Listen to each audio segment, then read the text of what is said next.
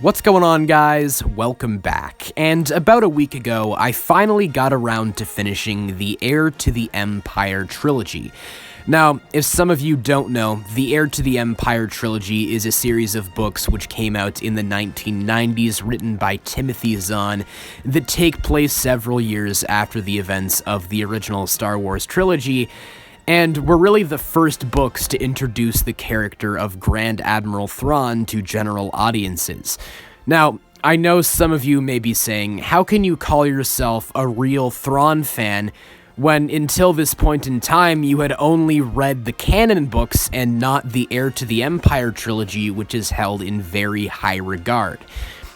Well, that is why I figured this would be an interesting video to make, because I have a much different perspective on this trilogy than people who either grew up with it or read it before the canon books released, because I am a huge fan of the character of Thrawn in canon, but I was unfamiliar with his Legends counterpart, which is why, as a pretty big Star Wars fan, and a fan of Thrawn, at least as I have come to know him, I think these books are pretty overhyped. Now, I don't want to make it sound like I disliked these books, because I enjoyed reading them quite a bit, and I can understand why so many people love them.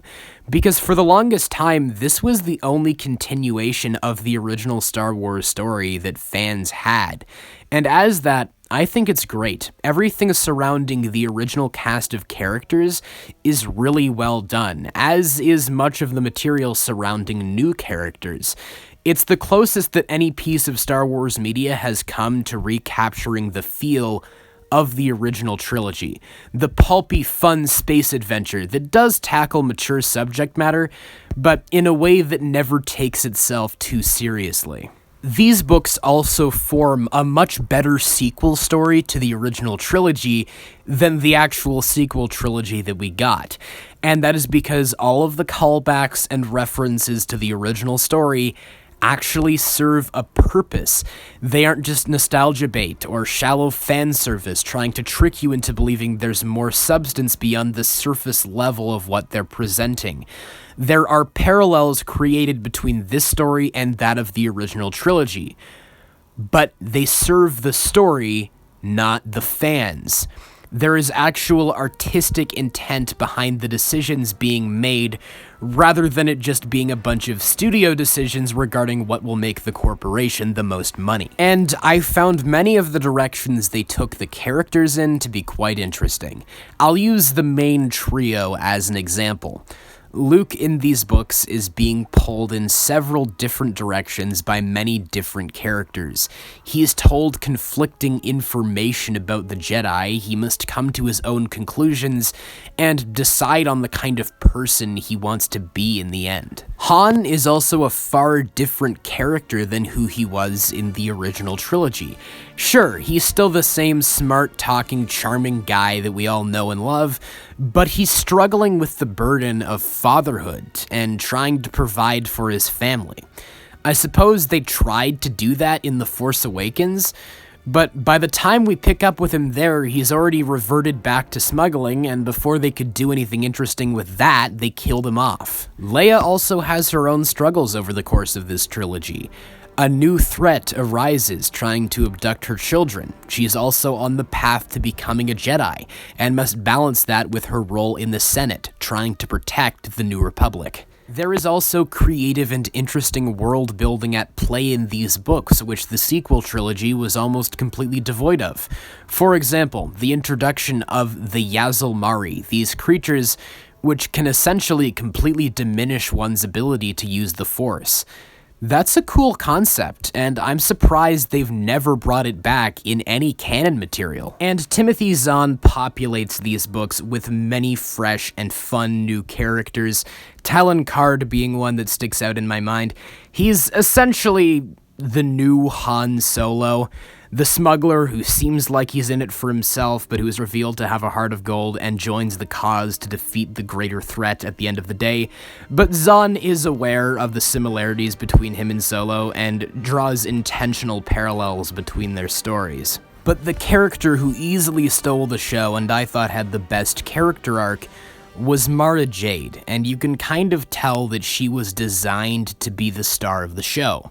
For the entire story, she is of the belief that she must kill Luke Skywalker. This is the one motive that is hammered into her head by the Emperor, who she used to serve under.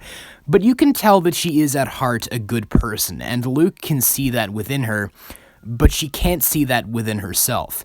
Those two characters have a very interesting back and forth dynamic, as over the course of the story, they are constantly saving each other, but she is convinced that by the end of it, Luke must die. I won't spoil where it goes, but her entire story was very well told. It was a classic hero's journey redemption arc, and I thought it was very effective. Something worth mentioning that isn't necessarily good or bad is that these books are not particularly challenging reads. They follow a very simple and straightforward storytelling formula, which, as I said earlier, is quite similar to the original Star Wars trilogy. Everyone loves the original trilogy. They're classic films, but they're very simple from a storytelling standpoint. The reason I bring this up is because the new canon Thrawn books are very intricately woven narratives. They're quite complex, and from what I've gathered from reviews and such, not everyone has been able to grasp the true extent of their complexity. And I feel like that goes to show how much Timothy Zahn has grown as a writer, because while these books weren't bad, they were pretty simple, and not quite of the quality I've come to expect from Timothy Zahn's writing at this point in time. And that leads me into my biggest problem with this trilogy: Thrawn himself.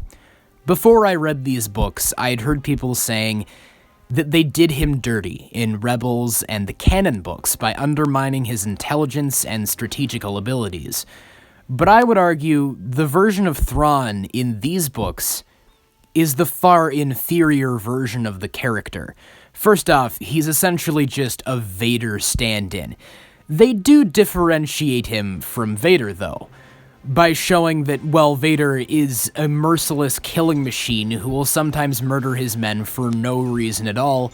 Thrawn will reprimand and even kill his men for their mistakes, but will also commend them for their accomplishments, which shows that he is somewhat of a more reserved villain than Vader was. Despite that, he never feels like a real character.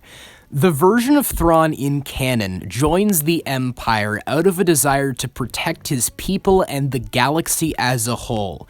Everything that he does comes from that noble and somewhat heroic goal. The version of him in these books, however, is just evil through and through.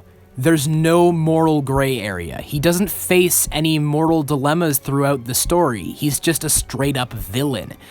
I know there are some Legends books out there that might fill in these gaps, but just comparing this trilogy to either of the canon Thrawn trilogies, it is blatantly obvious that the version of him in those books has much more humanity to him, as opposed to the Thrawn in Heir to the Empire, who is essentially just a plank of wood. I also can't say I found him to be particularly smart either. Just for comparison's sake, in the book Thrawn Treason, Thrawn is forced to go up against a fellow Grand Admiral who is a musical composer. By analyzing his compositions, Thrawn is able to come up with a plan which counters all of his attacks, because as a result of analyzing his musical compositions, Thrawn was able to deduce all of his attack patterns. That is how intelligent Thrawn is in canon. In the Heir to the Empire trilogy, we are frequently told that Thrawn is concocting some brilliant plan. We don't actually see it put into action, and then they tell us about it later. Most of his plans seem pretty ineffective, actually.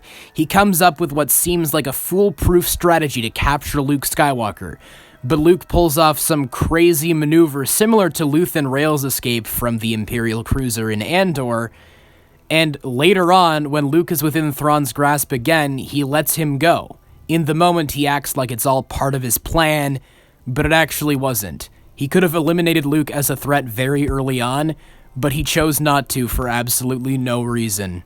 Here's how the end of every book in this trilogy goes. Thrawn puts a plan in place to thwart the rebels. Things go pretty well for him in the beginning, but the rebels get the upper hand and ultimately win the fight. Then Thrawn says something along the lines of, "We may have lost the battle, Captain, but we will win the war." Or, "Next time, we will crush the rebels once and for all." Some extremely cliche villain dialogue. If they wanted me to buy into Thrawn as being a truly tactful villain, then they failed, because this guy seems like he just sucks. The ending of the entire trilogy I also found to be quite abrupt and kind of underwhelming. Thrawn comes up with a plan to trick the rebels into attacking a base which they believe is unoccupied while Thrawn sneaks up and attacks them, but he literally just loses the battle, gets stabbed by his own bodyguard, and dies. Like, that was the lamest ending ever. I understand the dramatic irony of him being killed by his own bodyguard, who is of the race of people that he oppressed, and them finally getting their revenge on him for the atrocities he's committed against them. But nonetheless, I found it extremely disappointing, and it certainly did not improve my opinion of this version of Thrawn in the slightest. Speaking of the battles, it feels like there was a lot less effort put into the space battles in these books as opposed to the canon ones. Almost all of the space battles in the canon Thrawn books were complex and artistically written. They were very detailed and well constructed. But in these books, we rarely see the battles and most of the time rush over them completely. We barely see the final battle in The Last Command. Most of it is focused on Luke and the rest of the characters on the ground, which is where it seems Timothy Zahn's real interest was in telling the story. And don't even get me started on Captain Pellaeon, who might just be the most lazy excuse for a character in all of Star Wars. He literally isn't a character. His only purpose is to be an expositional mouthpiece through which Thrawn can explain all of his plans to us, the readers. You may say that the character Eli Vanto serves this same purpose in the canon books. But Eli has agency as a character. He has his own motivations and goals outside of being Thrawn's lackey. His and Thrawn's dynamic is also interesting. They have what feels like a real bond or friendship of sorts, while Thrawn and Pellaeon have literally no chemistry. Hell, at the end of The Last Command, Pellaeon realizes how useless he is, because once Thrawn dies, he completely calls off the attack, knowing that they won't be able to do shit against the rebels. With all that being said, that's about it for my thoughts on the Heir to the Empire trilogy. I know some of you have been very curious to hear my thoughts on it for a while now, and there you have it. I know I might have come across a little negatively in this video, and that was not my intention, because I still really enjoyed reading these books, and there is a lot to like about them, but I just wanted to give my honest opinion, being more of a fan of the canon books rather than the Legends ones. I have no nostalgia for these books, and I simply feel that the newer ones are superior in almost every way. But you guys let me know. What are your thoughts on the Heir to the Empire trilogy? Do you agree with me? Do you disagree with me? Which interpretation of Thrawn do you think is better? Just whatever your thoughts are, please let me know them all in the comments below. And of course, as always, I hope you guys have a great day. Take care.